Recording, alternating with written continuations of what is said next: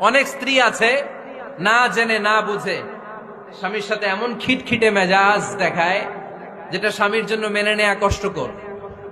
আমি একটা জরিপে পড়েছি, পৃথিবীর অনেক স্বামী স্ত্রীর কারণে হার্ট অ্যাটাক করে মারা যায়।